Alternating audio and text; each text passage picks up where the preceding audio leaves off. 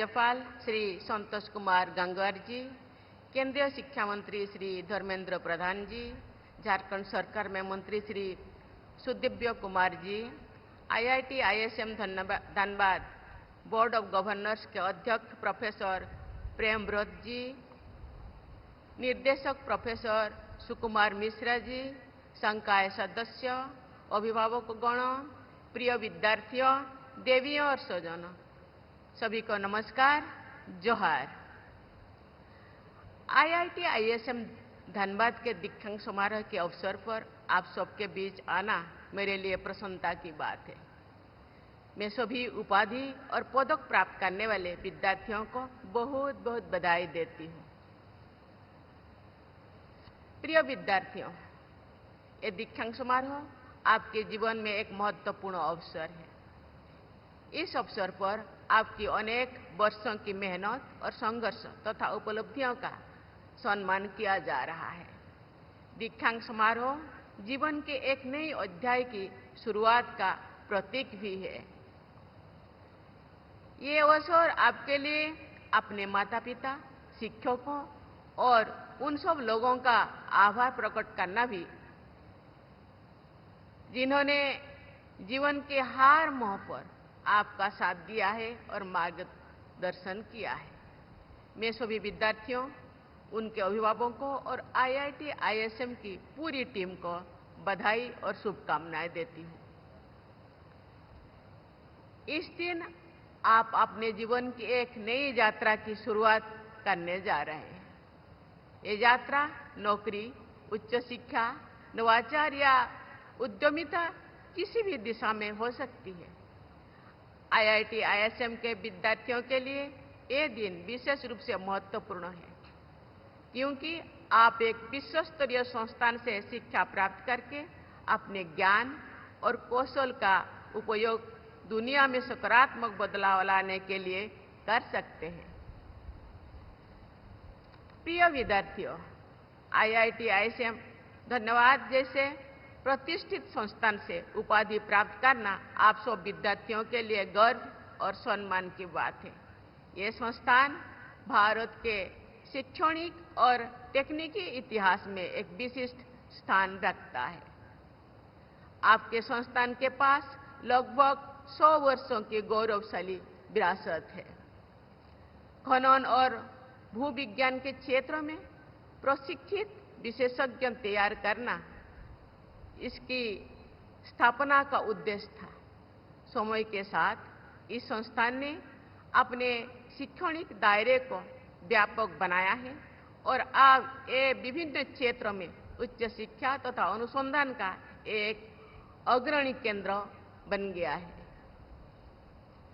IIT ISM Dhanbad ने तकनीकी विकास और नवाचार में महत्वपूर्ण भूमिका निभाई है।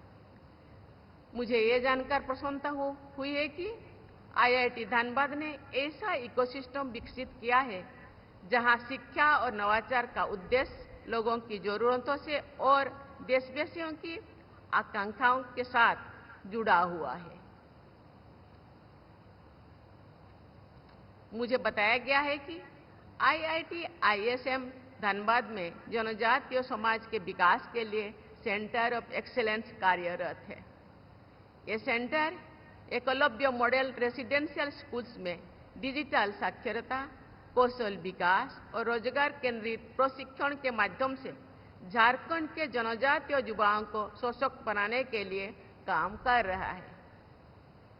मुझे ये जानकर खुशी हुई है कि IIT ISM फाउंडेशन कौशल विकास कार्यक्रम के माध्यम से वंचित वर्गों की महिलाओं को सशक्त बनाने का प्रयास कर रहे हैं। ये सराहनीय है।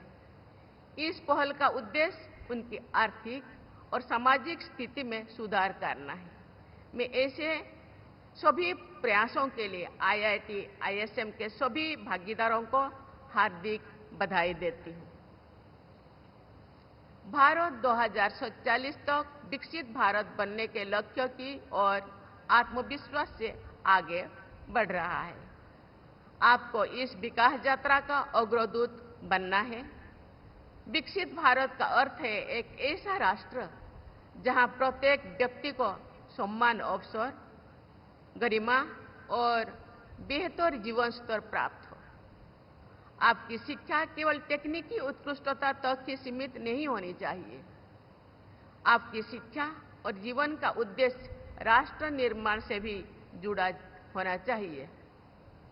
आपके ज्ञान और कौशल का उद्देश्य समाज, देश और विश्व की वास्तविक समस्याओं का समाधान करने के लिए होना चाहिए। देवियों और स्वजनों, किसी राष्ट्र का विकास उसके सभी वर्गों और क्षेत्रों के लोगों के विकास में निहित है।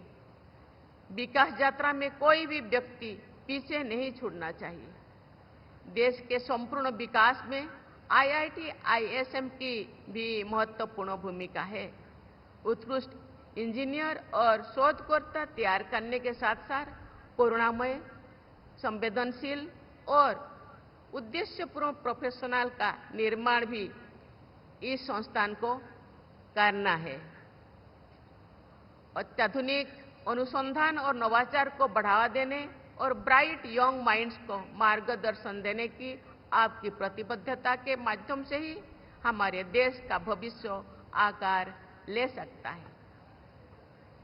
आज देश और विश्व में जलवायु परिवर्तन और संसाधनों की कमी से लेकर डिजिटल डिस्रप्शन और सामाजिक असमानता को तक अनेक जटिल और तेजी से बढ़ती हुई चुनौतियां हैं।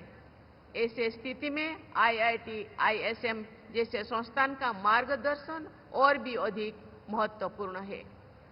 आपको ये सुनिश्चित करना है कि ये संस्थान नए और स्थायी समाधान खोजने में अग्रणी भूमिका निभाए। भारत ने पिछले कुछ वर्षों में तकनीकी क्षेत्रों में उल्लेखनीय प्रगति की है। अनेक क्षेत्रों में भारत ने वैश्विक स्तर पर अपनी पहचान बनाए है। इस विकास में IIT और अन्य उच्च शिक्षण संस्थानों की भूमिका महत्वपूर्ण रही है। IIT संस्थान न केवल गुणवत्तापूर्ण इंजीनियरिंग शिक्षा प्रदान करते हैं, बल्कि अनुसंधान, नवाचार और स्टार्टअप कल्चर को भी बढ़ावा देते हैं। मुझे ये जानकर प्रसन्नता हुई है कि यहाँ के विद्यार्थी और शोधकर्ता कटिंग एज टेक्नोलॉजीज पर कार्य कर रहे हैं।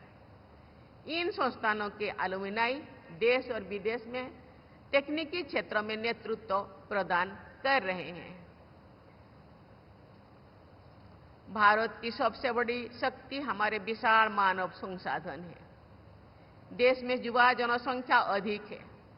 तकनीकी शिक्षा की बढ़ती पहुंच और डिजिटल कौशल का प्रसार भारत को तकनीकी महाशक्ति बनने की ओर अग्रसर कर रहा है।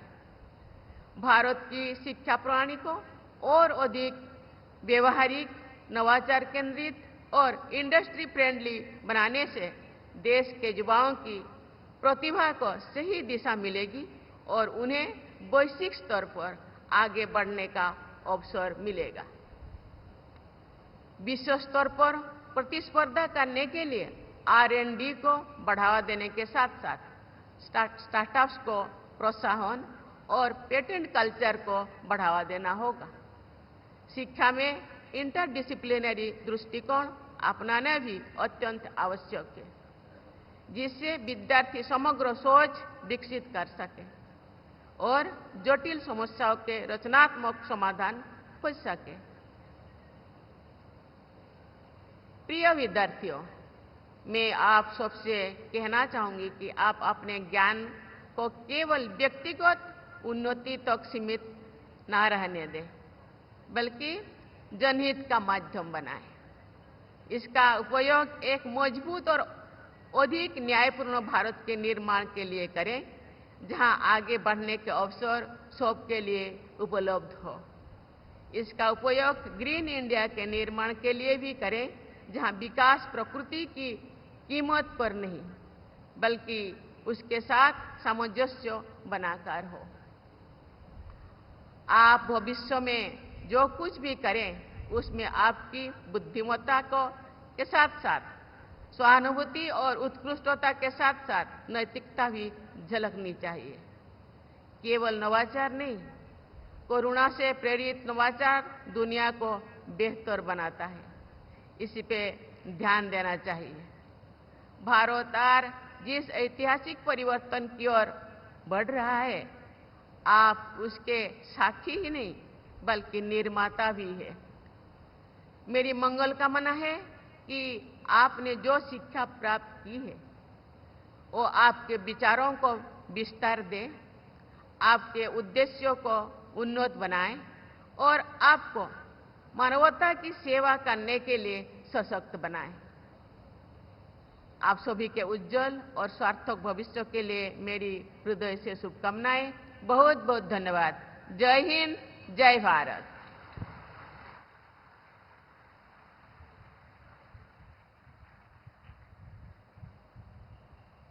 On behalf of the IIT ISM Dhanbad community, I extend a heartfelt gratitude to Her Excellency Honorable President of India for gracing the 40